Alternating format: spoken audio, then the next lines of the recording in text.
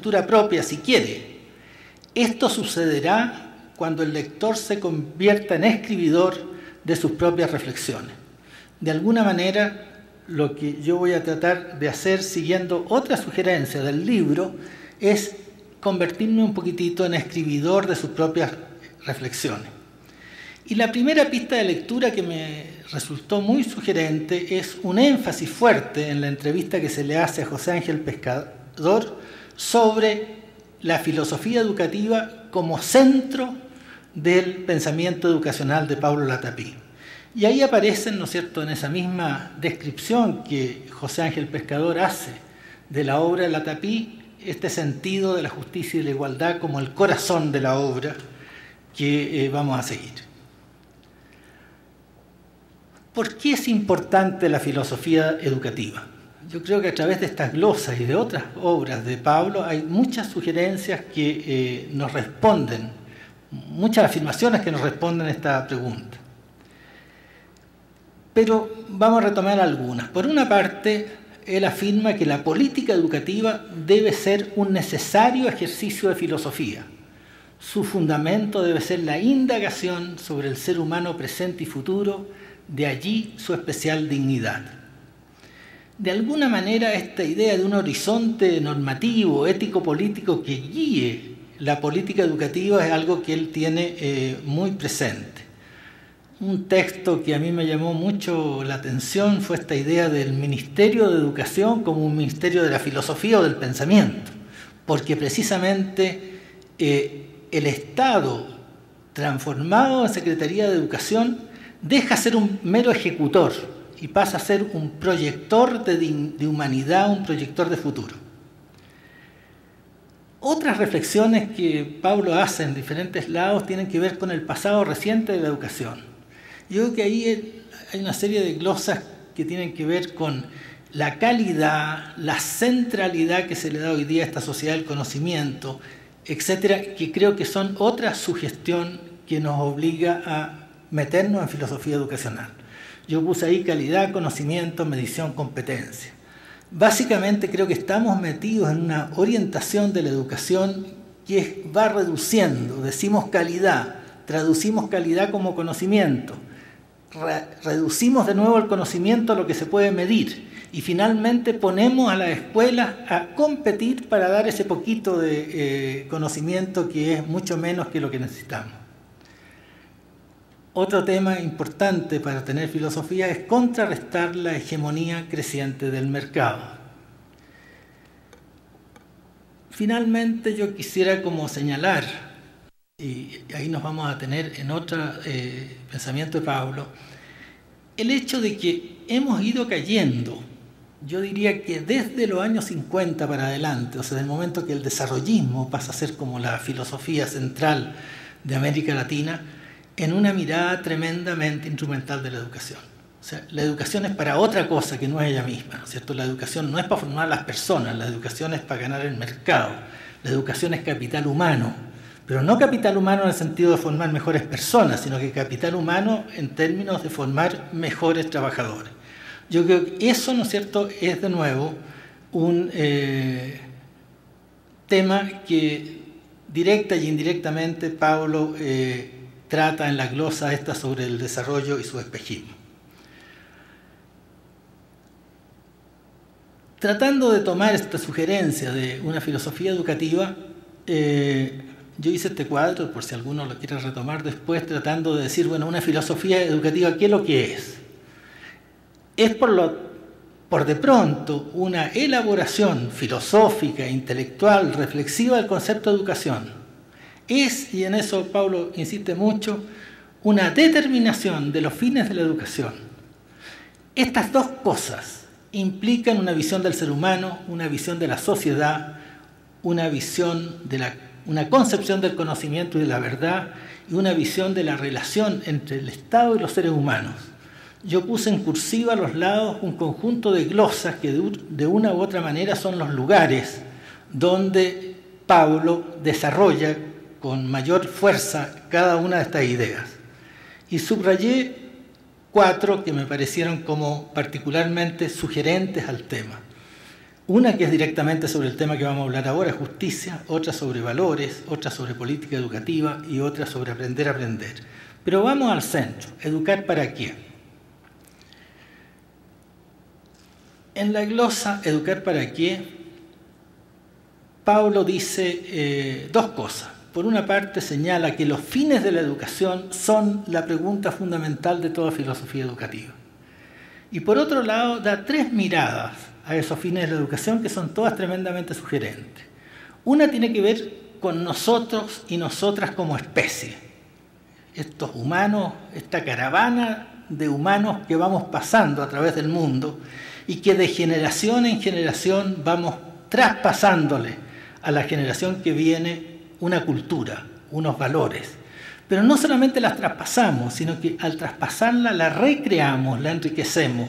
Y esto es la primera finalidad de la educación, el preservar nuestra cultura, pero esponjarla, agrandarla, hacerla más humana. Un segundo aspecto, segundo fin, tiene que ver con el ser humano. Pablo dice en esa glosa, el ser humano es un ser esencialmente plástico. Cada ser humano, cada uno de nosotros, incluso al nacer, está abierto a miles de oportunidades y cada día, por las circunstancias, por nuestra débil capacidad de elegir y de libertad, vamos cerrando y determinando más esas posibilidades. Esta determinación, este ayudar a otro a determinarse, a autodeterminarse, es otro gran fin de la educación.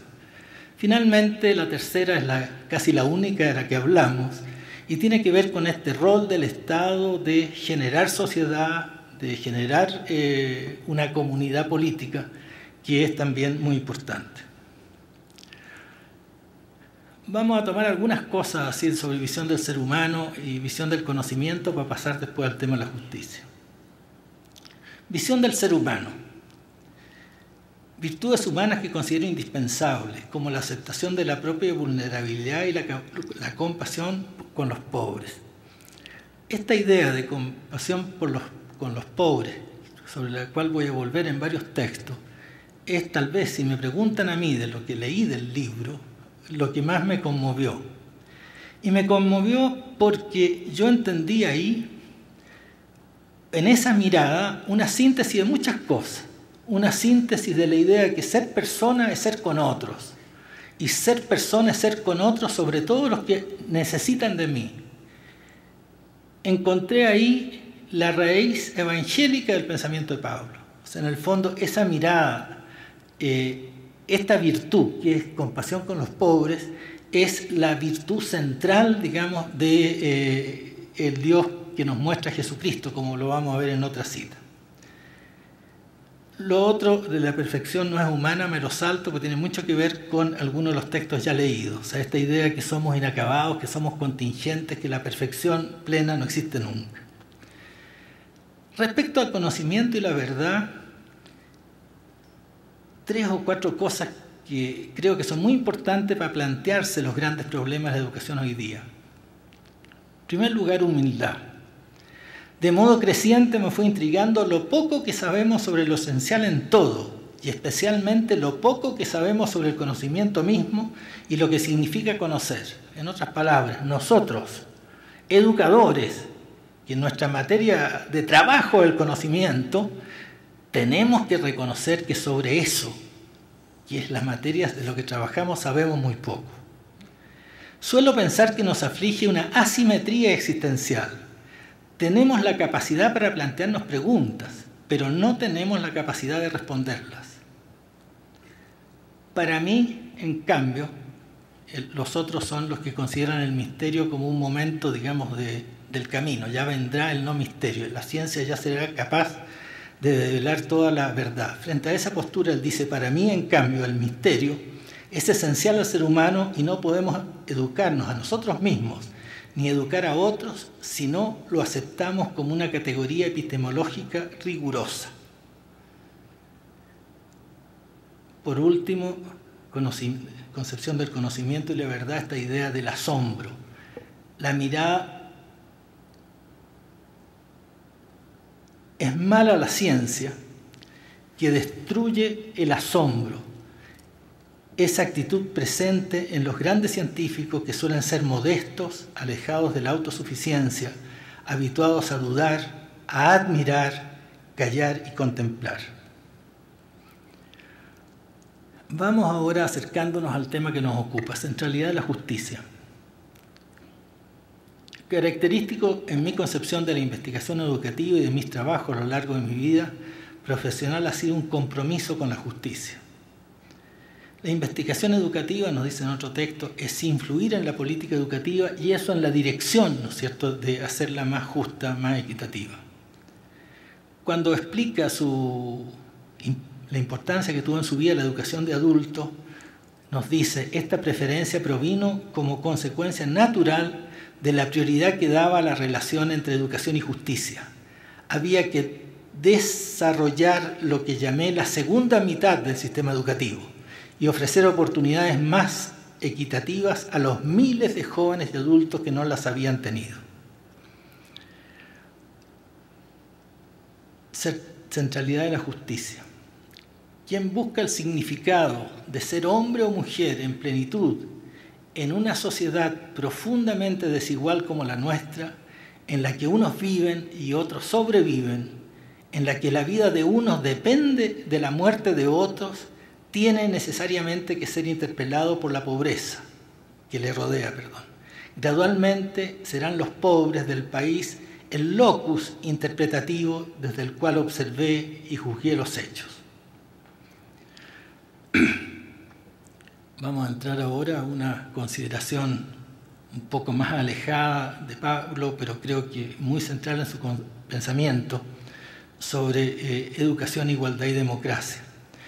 Partiendo en esta parte 2 con un cierto marco de análisis para mirar después un poquito la realidad y abrirnos a alguna política.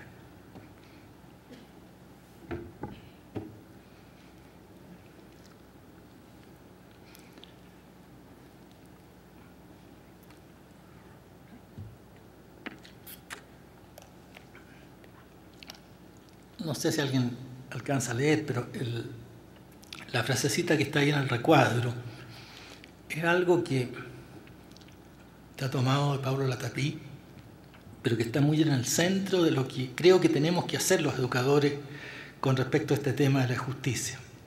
Es de desearnos, decía él, que la discusión colectiva de este conjunto de principios teóricos y normativos ayude a ir esclareciendo los complejos problemas de la justicia educativa. Los problemas de la justicia educativa son, ante todo, problemas de relaciones sociales injustas, pero son también problemas teóricos sobre los cuales hay que discutir, hay que ponerse de acuerdo, hay que abrir caminos. Para pensar un marco de análisis que nos dé cuenta de la equidad en educación, yo creo que hoy día disponemos de al menos 3 vertientes importantes, probablemente más. Por un lado están las teorías de la justicia, que insisten principalmente en el problema de la justa distribución de la educación y del tema de la igualdad de oportunidades. Por otro lado están las concepciones de la democracia, que ven el sistema educativo como el aparato de producción de las sociedades democráticas. O sea, no es que la educación justa sea una consecuencia solamente de la sociedad democrática, sino que es un proceso productivo de la sociedad democrática y por lo tanto una condición de democracia. Y finalmente está como síntesis de las dos el concepto fuertísimo, ¿no es cierto?,